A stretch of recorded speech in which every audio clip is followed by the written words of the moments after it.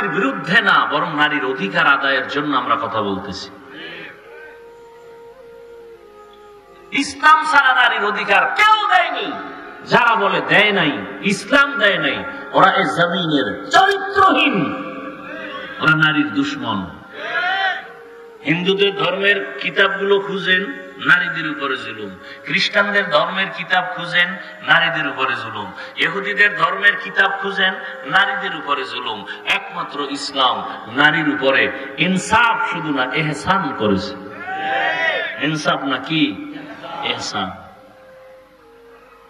তো মক্কার মানুষ ছিল চূড়ান্ত খারাপ। এই অবস্থায় পৃথিবীর শ্রেষ্ঠ রোগীদের জন্য শ্রেষ্ঠ ডাক্তার আল্লাহ পাঠাইলেন রাহমাতুল্লিল আলামিন। আরবের মধ্যে আর একটা মারাত্মক অভিশাপ ছিল, কন্যা নারীদেরকে আরববাসীরা পছন্দ করে না। এটা জানেন না? বিধবা নারীকে পছন্দ করে না। কোন বাবার মেয়ে হলে বাবা লজ্জায় মুখ দেখায় না, বাজারে যায় না। মেয়ে কন্যা সন্তান হলেই মনে করে আমার কপালে অভিশাপ। বুঝেন কেমন অবস্থা মক্কার। নারীদের তারা অবহেলা করে। ঘরের মধ্যে ছেলে হলে সবাই ঈদের আনন্দ করে, মেয়ে হলে মনটা বেজার। এমন এক কঠিন সময় আসছে রাহমাতুল্লিল আলামিন। ইমামুল আউয়ালিন আল আখিরিন বাহরে সাদকা রাহমাতাল লিল আলামিন। রহমতের নবী মক্কা নগরীতে এমন এক হালাতে আসলেন যেই সময় নারীদেরকে সমাজের সবাই অবহেলা করে। রহমতের নবী আসেন। কেমন এক নবী আমার এক মিনিটে বলি বুঝার। ওই যে শুরুতেই বলেছে মাওলায় বুঝ না দিলে কি উপায়। আল্লাহ যদি বুঝ না দেন, বুঝার চেষ্টাও না করেন, আমি হাফিজুর রহমান কেন রহমতের নবীও যদি বয়ান করে, আবু জাহালের মতো বেঈমানের বুঝও ঠিক হয় না। গরবা সূরত আদমি ইনসাবুদে আহমদ বু জাহলো হামেক সাবুদে আদমিরা আদমিয়ত লাজমাস উদে রাগর বুনা বাশুদ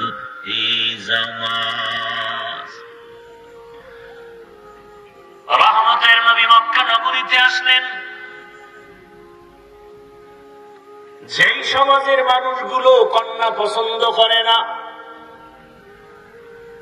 রহমতের নবী পৃথিবীর এক শ্রেষ্ঠ ডাক্তার, যেই ডাক্তারের চিকিৎসার প্রেসক্রিপশন দেওয়ার পরে যেই রোগীর জীবন পর্যন্ত কোনদিন আর কোন ডাক্তার দেখাতে হয় না, ওই ডাক্তার ওই রোগীদের জন্য শ্রেষ্ঠ ডাক্তার।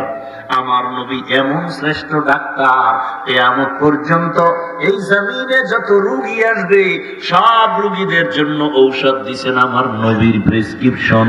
কিয়ামত পর্যন্ত আর কোন নবীও লাগবে না, গোলাম আহমদ কাদিয়ানী লাগবে না।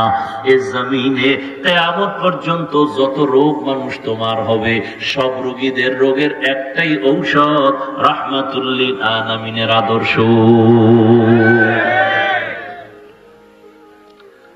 কিয়ামত পর্যন্ত আর কোন ঔষধের প্রয়োজন নাই। কেমন নবী!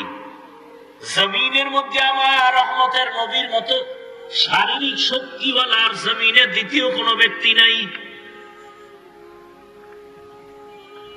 জৈবিক শক্তির দিক থেকে নবী আমার শ্রেষ্ঠ। শ্রেষ্ঠ যত দিকেই তুমি আঙ্গুল দিবা সেদিক থেকে আমার নবী। জোরে বলেন। মেধার বেলায় রহমতের নবীর চোখের পাওয়ার সারা দুনিয়ার ভেতরে শ্রেষ্ঠ। রহমতের নবীর মেধা, রহমতের নবীর দৈহিক গঠন সারা দুনিয়ার মানুষের মধ্যে শ্রেষ্ঠ। কেমন মায়ার নবী আমার! মানুষ অনেক সুন্দর, অনেক সুন্দর। আমার নবী কেমন সুন্দর যে বয়ান করিয়া শেষ করা যাবে না। রহমতের নবীর আখলাক কত সুন্দর। যেই নবীকে এক নজর দেখার জন্য গর্তের পিপিলিকা অপেক্ষা করে, যেই রহমতের নবীর চেহারা মোবারক দেখার জন্য গর্তের সাপ অপেক্ষা করে। কেমন মায়ার নবী আমার। সারা দুনিয়ার মানুষের শক্তি এক জায়গায় করলেও নবীর শক্তির সামনে তুলনা হবে না। আর সেই নবীর 25 বছর বয়সে কেমন যৌবন, কেমন শক্তি নবীর। কিন্তু আল্লাহর কুদরত দেখো, জাতি ভুলিও না। রহমতের নবী 25 বছরের বয়সের যৌবনটা কত মারাত্মক। ঠিক এমন সময় নবী বিবাহ করবেন পৃথিবীর এক শ্রেষ্ঠ কুমারী নারী, কিন্তু না, ইতিহাস রহমতের নবী এই যেই মেয়ে এমন একজন নারীকে বিবাহের বন্ধনে নিলেন, যেই নারীর নাম আপনারা জানেন, খাদিজা রাদিয়াল্লাহু আনহা। 2 জন স্বামী বিদায় হয়ে গেল, আবার বয়সটাও তার 40 বছর। টাকা নষ্ট করবেন না, বুঝার চেষ্টা করেন। এত বড় এক দামি নবী, এত বড় এক শক্তিওয়ালা মায়ার নবী, এত সুন্দর চরিত্রের অধিকারী আমার নবী, ঠিক যৌবনের সময় বিবাহের বন্ধনে প্রথম, ইতিহাস ভুলে যাওয়ার না, এমন একজন আল্লাহর বান্দি আসলো রসুলের ঘরে, যে 2 জন স্বামী বিদায়, আবার সন্তান হয়েছে আরো 2 এর অধিক। তৃতীয় স্বামী হিসাবে রহমতের নবীকে নিলেন, আবার বয়সও সমান। কার? 40 বছর। কার? আহা, নবী এমন কেন করলেন, আর আল্লাহ করাইলেন কেন? সারা দুনিয়ার মানুষের জানায়া দেওয়ার জন্য কিয়ামত পর্যন্ত। ইতিহাস লিখে রাখো হে চরিত্রহীন নারীর দুশ্মনেরা, ভালো করে লিখে রাখ, ইসলাম সারা এই জমিনে বিধবা নারীর অধিকার আর কেউ দেয় নাই।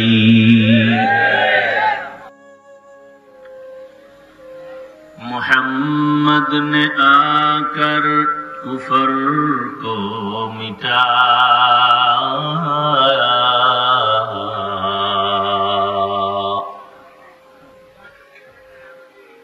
मोहम्मद ने आकर कुफर को मिटाया,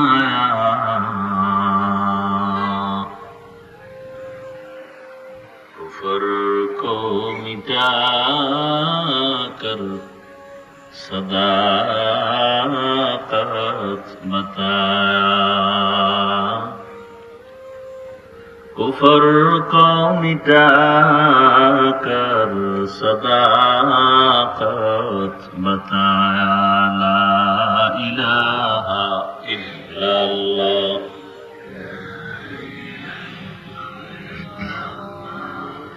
ला इलाहा इल्लल्लाह, ला इलाहा इल्लल्लाह।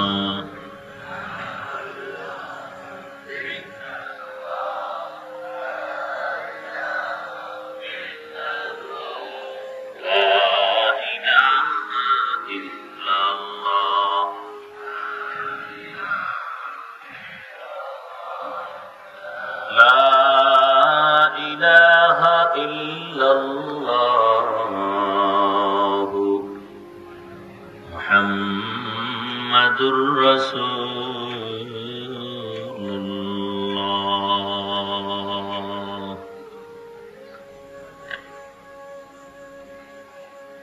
ইসলাহুল উম্মাহ মহিলা মাদ্রাসা কর্তৃক আয়োজিত আজকের এই ওয়াজ মাহফিল 30 এপ্রিল 2025।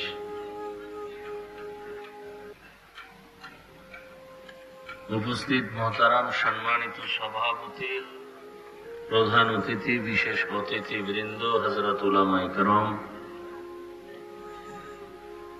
এলাকার বিভিন্ন স্থান থেকে আগত আল্লাহ পাকের আশিকিন, জাকিরিন, শাকিরিন, মুহিব্বিন, মুরব্বিয়ান এজাম, কলিজার টুকরা আমার সমবয়সী যুবক বন্ধুগণ, স্নেহের ছোট ভাই, পর্দার আড়ালে মাইকের আওয়াজ শ্রবণরতা মা বোনেরা,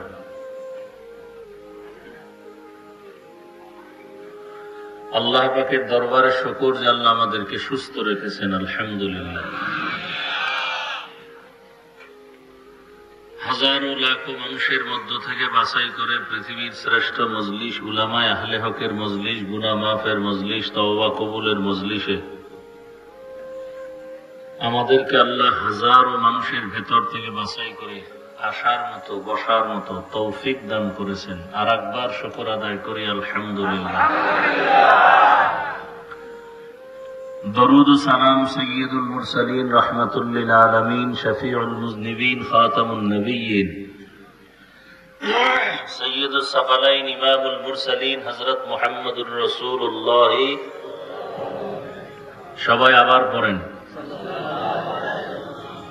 নবীজির নামে দরুদ পড়লে সওয়াব না গুনাহ? আল্লাহ বেশি বেশি দরুদের আমল করার তৌফিক দান করেন।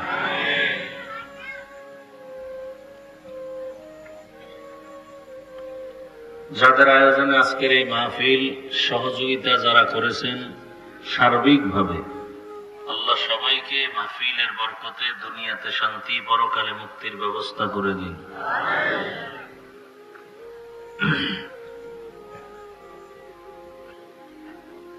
জমিনের মধ্যে মানুষ মানুষের কল্যাণ কামনা করার প্রবণতা, এক কথায় এই জমিনের বাসিন্দাদের জন্য সার্বিক কল্যাণ কামনার্থে দোয়া করা, এই দোয়া একমাত্র দিনদার ব্যক্তি ছাড়া কেউ করে না। এক, দ্বিতীয় হল দোয়া কবুল হওয়ার অনেক শর্ত আছে। এর মধ্যে আল্লাহর কাছে দোয়া কবুল হওয়ার এক শর্ত হল, আমি যে জবান দিয়ে আল্লাহকে বলবো সে জবানটা পাক হতে হবে। জমিনের অবস্থা খুব করুণ, পাপাচারে ভরে গেছে গোটা দুনিয়া। এই তোমরা চালাইতে পারো না, ইকো দাও কেন, রিভাব দাও।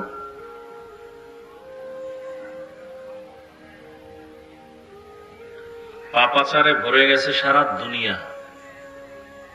কেমন ভরছে যে পাপ করার জন্য মানুষ প্রতিযোগিতা করে। কি করে? প্রতিযোগিতা, এবং পাপের প্রশিক্ষণ দেয়। আপনি এত যদি ডিস্টার্ব করে, আপনি চিন্তা করতে পারেন পৃথিবীতে যত বড় ক্ষমতাধর হোক, নারী বা পুরুষ,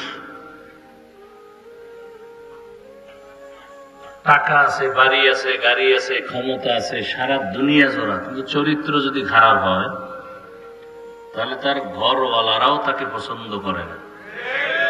কথা ঠিক? তাহলে জীবনের সব থেকে পাওয়ার হলো চরিত্র, আখলাক।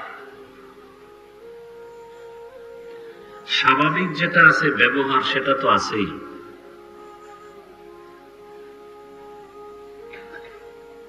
দুনিয়ার জমিনের মধ্যে অনেক বড় পাওয়ারওয়ালা ব্যক্তিও যখনই মানুষ জেনে ফেলে তার চরিত্র কি খারাপ, তখন সে আর সম্মানের স্থানে থাকতে পারেনি। কিন্তু এই বাংলাদেশের জন্য খুব দুঃখ যে অন্য দেশের জন্য দুঃখ নাই না, যা থাকুক আমার দেশের জন্য দুঃখ বেশি। এই জন্য যে বৃষ্টি নাই, রৌদ্র নাই, গরম নাই, ঠান্ডা নাই, কোরআনের বয়ান চলে, মানুষ বয়ান শুনে, আলেম প্রিয়, দিন প্রিয়, নামাজ না পড়লেও মনের ভেতরে তামান্না। সেই দেশের মধ্যে কার অভিশাপ লাগলো, কার বদনজর লাগলো, কোন একটা সেক্টরে, কোন একটা কাজে শান্তি নেই।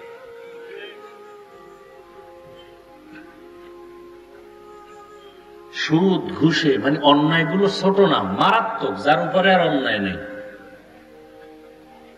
এমন একটা সেক্টর বাংলাদেশে খুঁজে পাবেন না যেখানে সুদ ঘুষ নেই। থাকলে বলেন আছে? বাংলাদেশের এমন একটা জায়গা আছে যেখানে সুদ নেই, ঘুষ নাই।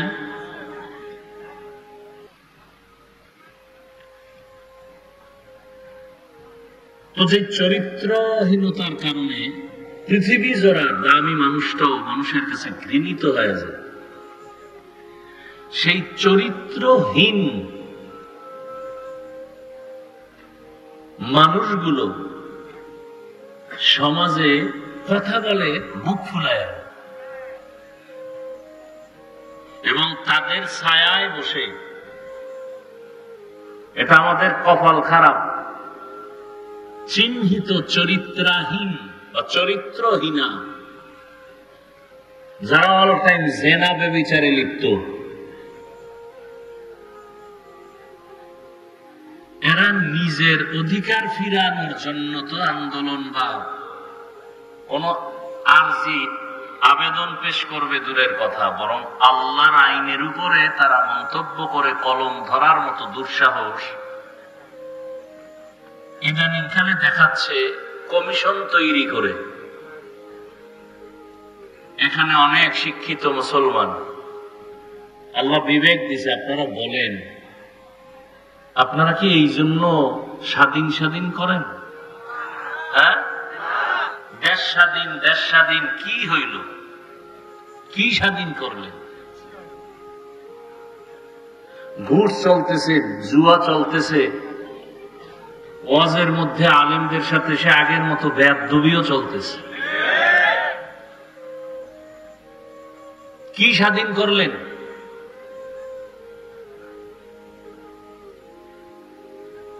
যারা সব সময় জেনা করে, বেশ্যাবৃত্তি করে, পতিতালয়ে তাদের জীবন কাটে, এটার বৈধতা চাওয়ার সাহসটা পায় কিভাবে? যাদের চরিত্র খারাপ ওরা হাও বলে না, নাও বলে না,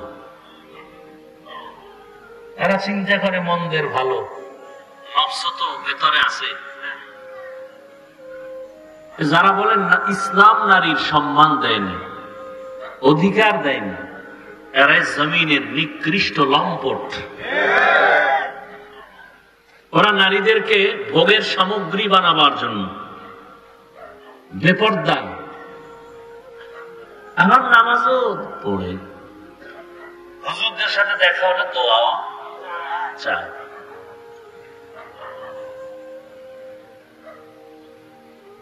কি বয়ান শুনবেন?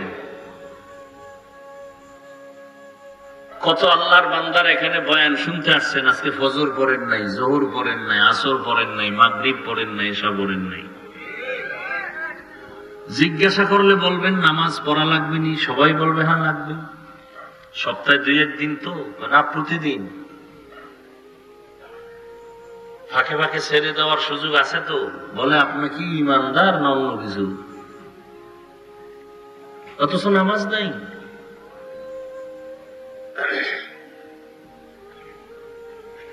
এই জমিনের মধ্যে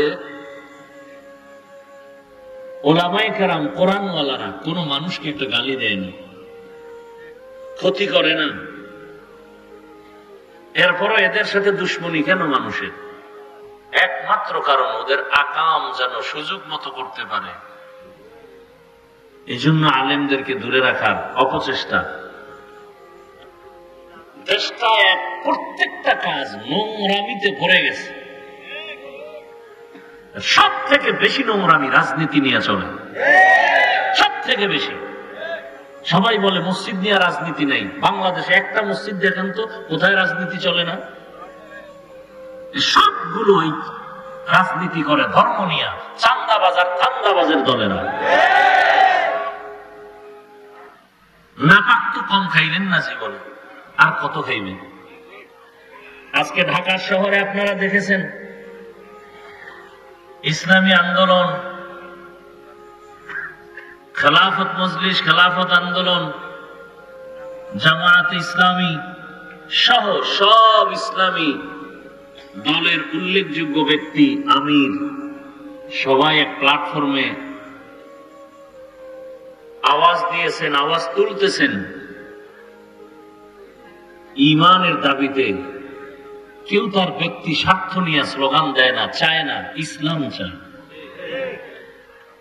মানুষের অধিকার প্রতিষ্ঠা করতে চায়।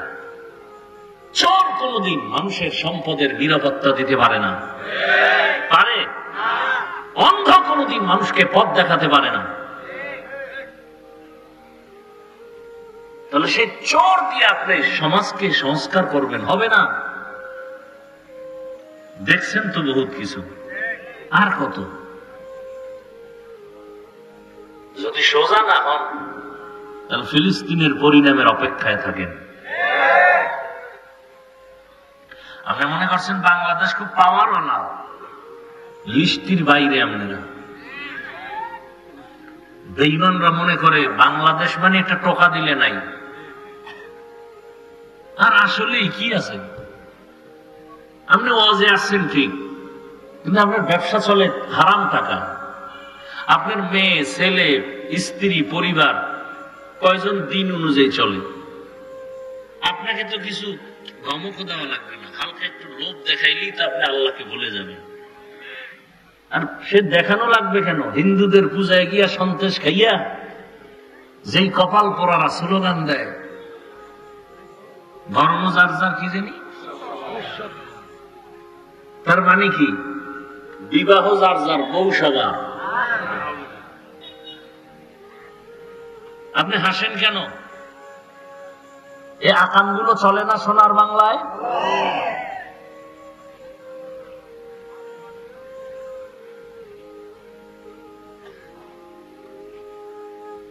সংক্ষেপে দুই চারটি কথা বলবো শুধু রাসূলের আদর্শের উপরে।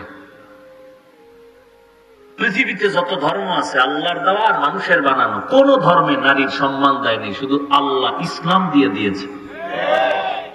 বলেন, আল্লাহর দেওয়া ধর্ম ইসলাম। আল্লাহর দেওয়া ধর্মের নাম ইসলাম। হ্যাঁ, আল্লাহর দেওয়া ধর্ম ইসলাম তো আছে, এর আগে ঈসা নবীর ধর্ম, মুসা নবীর ধর্ম, এই যে আরো কিছু ছিল।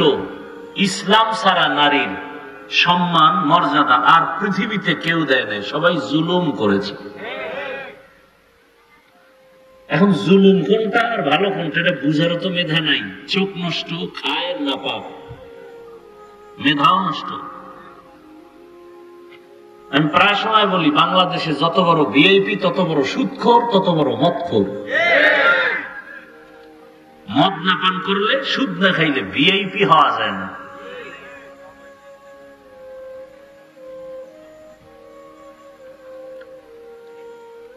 আল্লাহ সব ভাইকে হেদায়েত দান করেন। সকলের পরিচিত একটা আয়াত আমি পড়েছি, মনে আছে না? ওয়ামা আরসালনাকা ইল্লা রাহমাতাল লিল আলামিন। আল্লাহ নবীর ব্যাপারে বলেন, হে রাসূল করিম সাল্লাল্লাহু আলাইহি ওয়া আলিহি ওয়াসাল্লাম, আমি আপনাকে পাঠাই নাই দুনিয়াতে, হ্যাঁ পাঠিয়েছি জগৎ সমূহের রহমত করে। নবীজি বলেন হাদিসে পাকে, মাইয়ুরিদিল্লাহু বিহি খাইরান ইউফাক্কিহু ফিদ্দীন, আল্লাহ যাকে বেশি ভালোবাসেন, মহব্বত করেন, তাকে দ্বীনের সমঝ দান করেন। একটা হলো দ্বীনের জ্ঞান, আর একটা হলো দ্বীনের বুঝ। জানছেন পর্দা করা ফরজ, কিন্তু ভেতরে বুঝ আসে নাই যে এটা না মানলে আমার শাস্তি হবে। যার মধ্যে বুঝ এসে গেছে সে জেনারেল লাইনে থাইকেও পর্দা করে।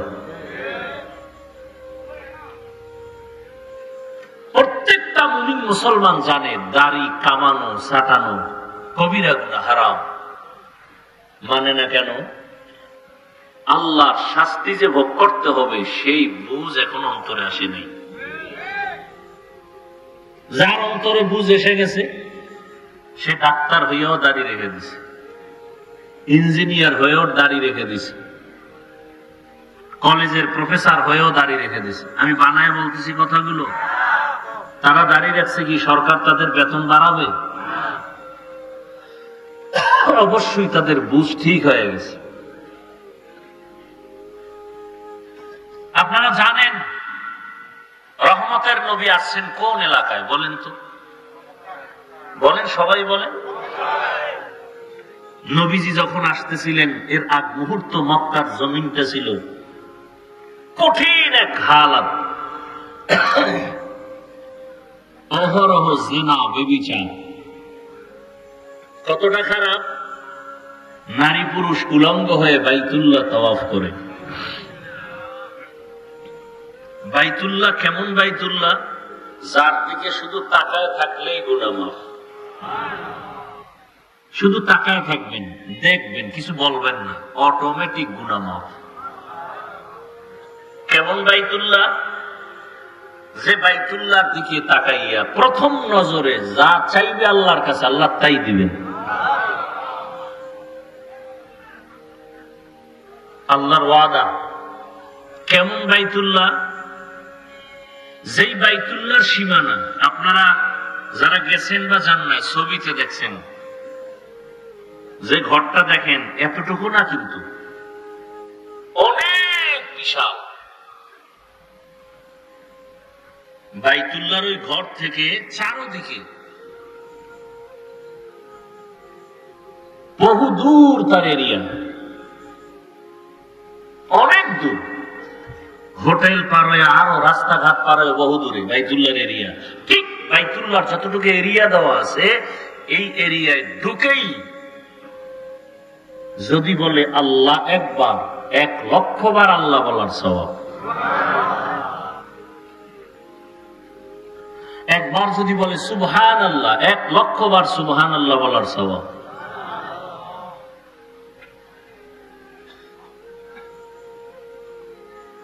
আল্লাহ নিজে বাইতুল্লাহর মর্যাদার ঘোষণা কোরআনে দিয়েছেন।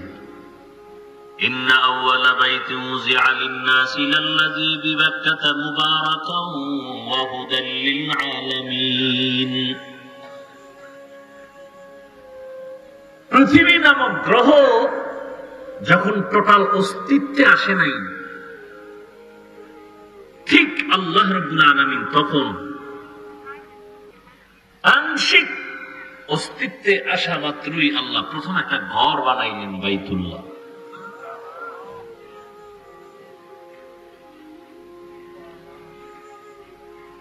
এই বাইতুল্লাহ এমন একটা ঘর, আপনাদের এই মসজিদ কার ঘর? জোরে বলেন। বাইতুল্লাহ কার ঘর? এইটার দিকে তাকাইলে সওয়াব হবে? এখানে বসে একবার আল্লাহ কইলে 1,00,000 পাবেন। এটাও আল্লাহর ঘর, সেটাও ব্যবধান আছে না নাই? অবশ্যই আছে। তাহলে এই যে মসজিদের পাশে কোনো বাড়ি আছে? বলেন না কেন? আছে। মসজিদ থেকে দূরে একটা বাড়ি আছে। আচ্ছা ধরে নেন এটা তো বাজার, মসজিদের পাশে দোকান আছে না? আর দূরেও দোকান আছে। ওই দোকানওয়ালা যতটুকু অপরাধ করে তুলনামূলক মসজিদের পাশের দোকানওয়ালা কি ওর থেকে বেশি করবে অন্যায় না কম? কেন? মসজিদ। এই কারণে যে ও জান্নাত পাইবে বিষয়টা এমন না। তাহলে বোঝা গেল আল্লাহর ঘরের একটা সম্মান। দূরের লোকটা অন্যায় যাই করে মসজিদের পাশের লোকটা ওই পরিমাণ করে না, সামান্য হলো ভয় আছে। সারা দুনিয়ার মানুষ খারাপ হলেও বাইতুল্লাহর পাশের মানুষগুলো তো একটু ভালো হওয়ার, অথচ পৃথিবীর মধ্যে নিকৃষ্ট খারাপ হলো বাইতুল্লাহর পাশের মানুষ, মক্কার মানুষ। ওই যে বললাম বাইতুল্লাহ তাওয়াফ করে নারী আর পুরুষ উলঙ্গ। কোন পশু জবে করে রক্তগুলো বাইতুল্লাহর দেওয়ালে মাখায় এই নিয়তে যে দেওয়ালে রক্ত মাখলে আমার কোরবানি কবুল। বিয়ে শাদী নেই, অবাধে চলতেছে। ইতিহাস ভুলে যাবেন না। একটা জাতিকে ধ্বংস করার জন্য তার ইতিহাসকে ভুলিয়ে দেওয়াটা বড় আইন। ইতিহাস ভুলবেন না। মুসলমানের ইতিহাস জাগ্রত ইতিহাস, মুসলমানের ইতিহাস বিজয়ের ইতিহাস। মুসলমানকে দমাতে না পারার বড় একটা কারণ এদের ইতিহাস আগুনের ইতিহাস।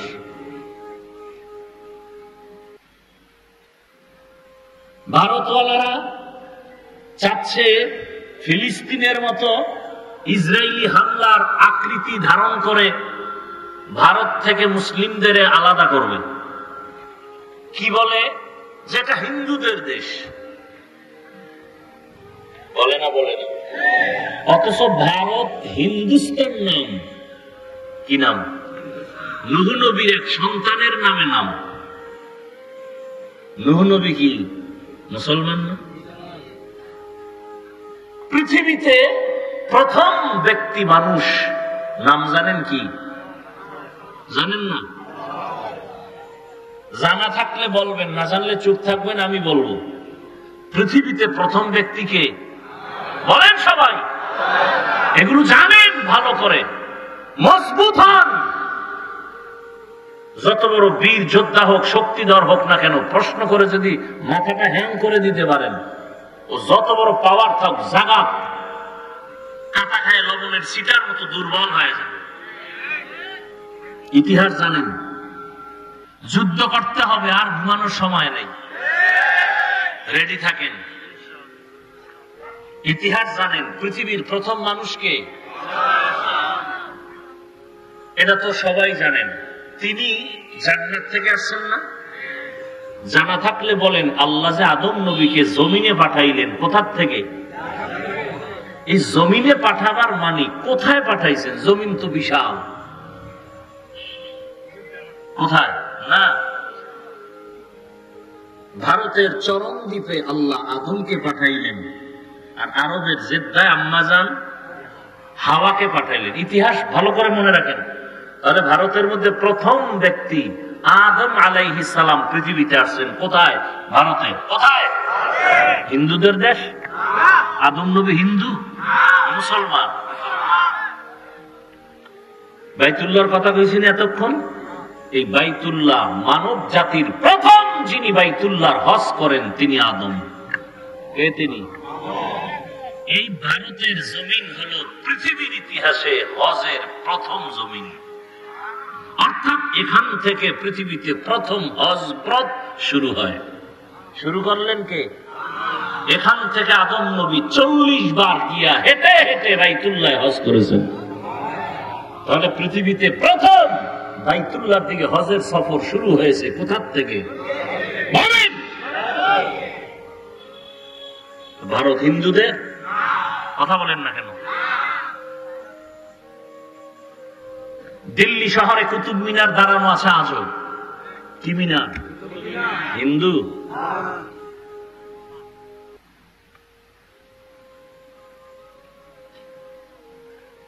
মুঘলদের ইতিহাস ভুলে গেলে চলবে না। এই ইতিহাসগুলো পড়েন। বই কিনবেন না, মোবাইলে সার্চ দেন। মুঘল সম্রাট কারা? বাদশাহ শাহজাহান। তাজমহল আসেনি ভারতে? হিন্দুদের। কি আজীব কথা। ইতিহাস আমরা নিয়ে গবেষণা করি না, এক গজবের মোবাইল দিয়া সব ধ্বংস। চাইলে কিন্তু এখান থেকেই নিতে পারে। গুগলে সার্চ দাও, আগ্রার তাজমহল কে বানাইল? মুঘলদের ইতিহাস কি? বাদশাহ আলমগীর কে? কুতুব মিনার কার?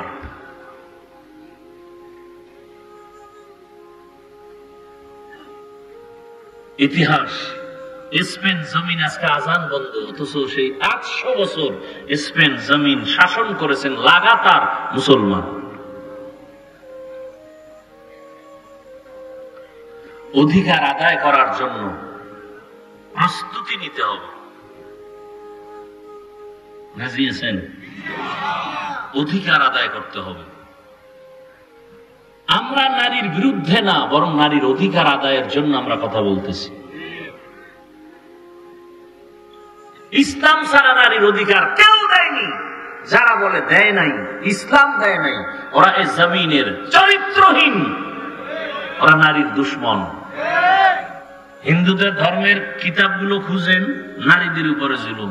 খ্রিস্টানদের ধর্মের কিতাব খুঁজেন, নারীদের উপরে জুলুম। ইহুদিদের ধর্মের কিতাব খুঁজেন, নারীদের উপরে জুলুম। একমাত্র ইসলাম নারীর উপরে ইনসাফ শুধু না, ইহসান করেছে। ইনসাফ নাকি ইহসান।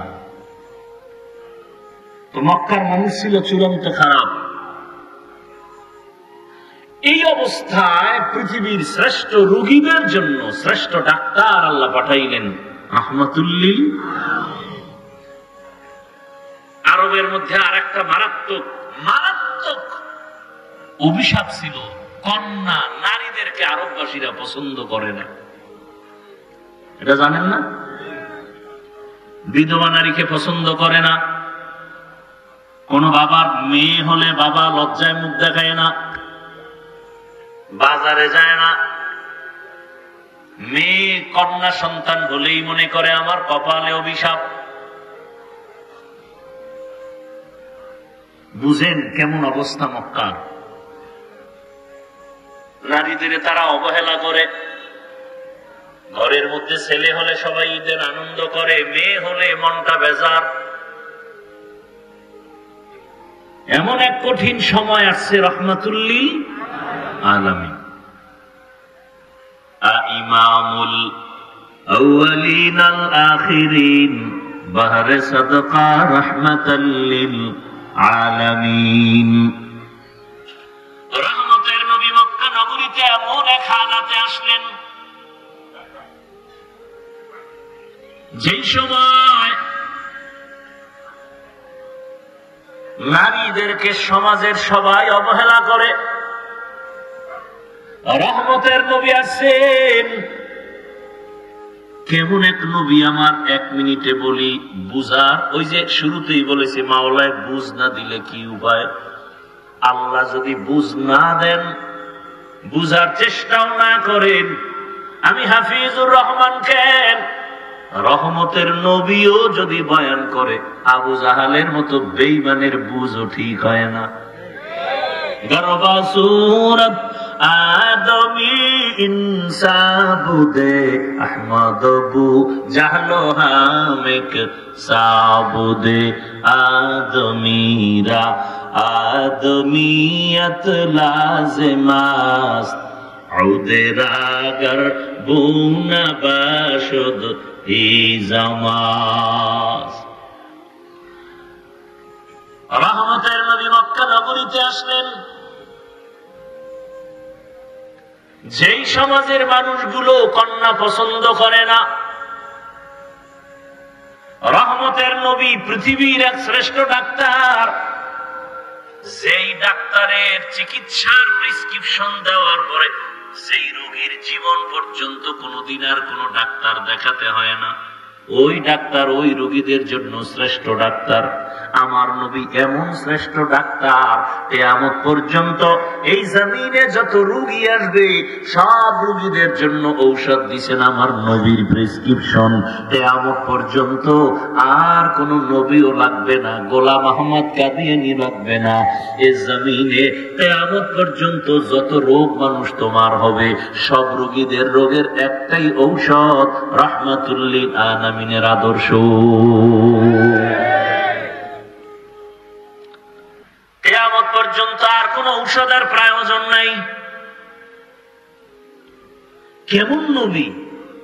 জমিনের মধ্যে আমার রহমতের নবীর মতো শারীরিক শক্তিওয়ালা আর জমিনে দ্বিতীয় কোন ব্যক্তি নাই। জৈবিক শক্তির দিক থেকে নবী আমার শ্রেষ্ঠ।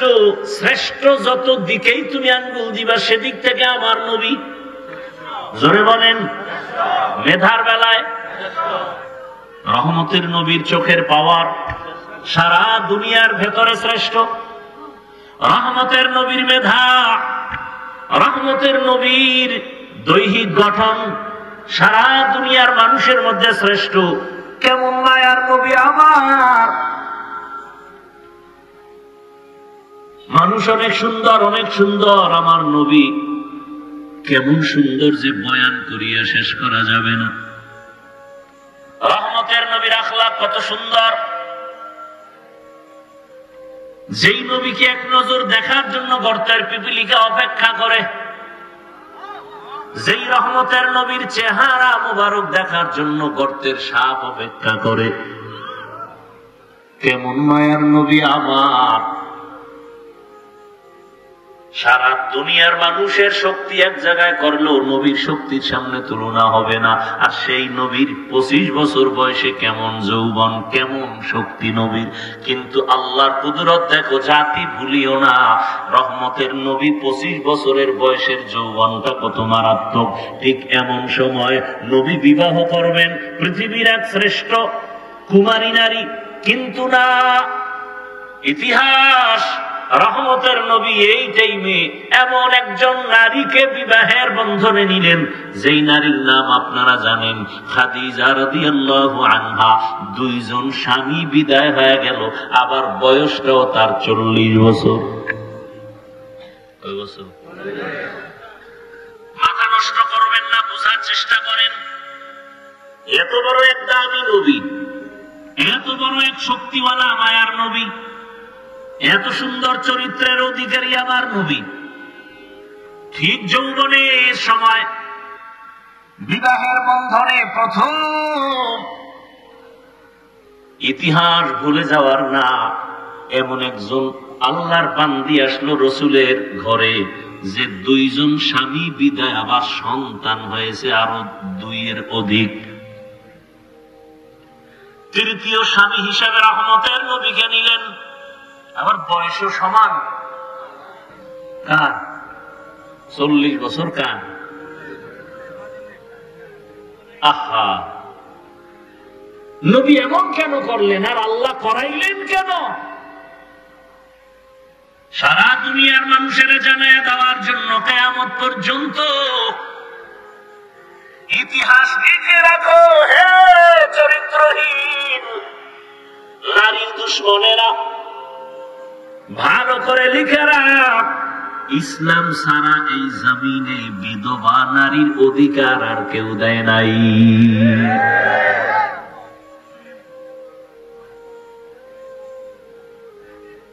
প্রত্যেকটা সাইড।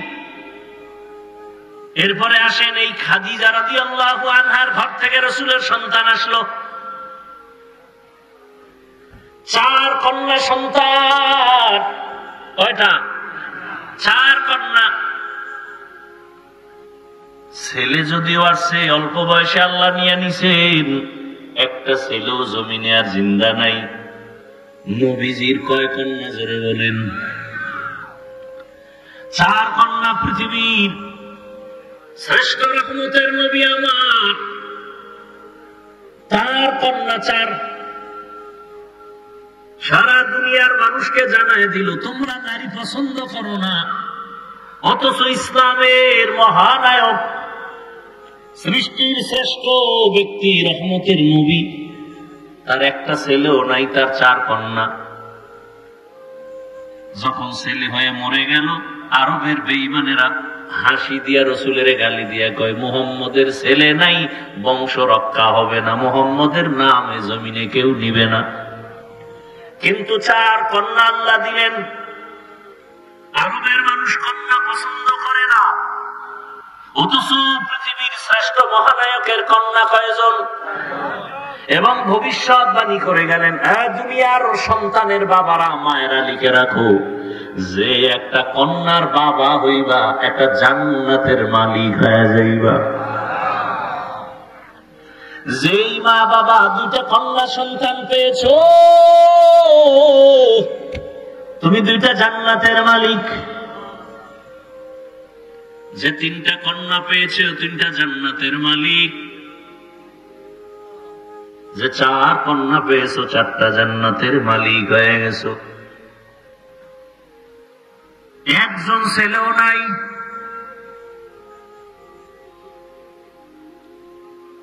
আমি যদি শুধু নারীর সম্মান নিয়ে বয়ান চালাই, সারা রাত চলে যাবে। এরপরেও যারা নারীর সম্মান ভিন্ন দিকে খোঁজার চেষ্টা করে, এটা আমি বলবো চেষ্টা না, এটা হলো অপচেষ্টা। কি চেষ্টা? অপচেষ্টা। ওরা আসলে নারীর সম্মান চায় না, নারীকে রাস্তার ধুলার সাথে মিশাইয়া ভোগের সামগ্রী বানাতে চায়। ওরা নারীর সম্মান নষ্ট করার জন্য পাগল হয়ে গেছে। ওরা চরিত্রহীন। আমার মায়ের ইজ্জত, আমার বোনের ইজ্জত রক্ষার জন্য আর দেরি করা যাবে না। এত লাশ, এত লাশ, এত লাশ, এত রক্ত, এত কষ্ট, এত ত্যাগের পরও এই জমিনের মধ্যে যদি এখনো নাপাকের গন্ধ আসে, কাফনের কাপড় রেডি হইয়া হাতে নাও, এখন আর ঘরে বসে থাকার সময় নাই। এদের চিহ্নিত করে না, এরা সমাজের দুশ্মন, স্বাধীনতার দুশ্মন, ইসলামের দুশ্মন, নারীর দুশ্মন।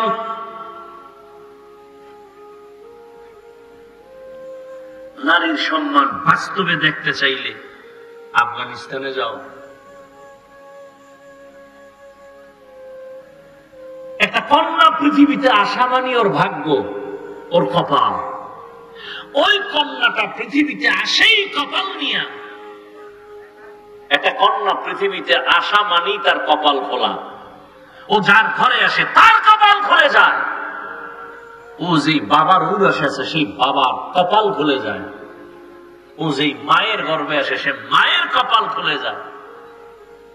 কন্যা আসা মাত্রই রহমতের দরজাগুলো খুলে যায়।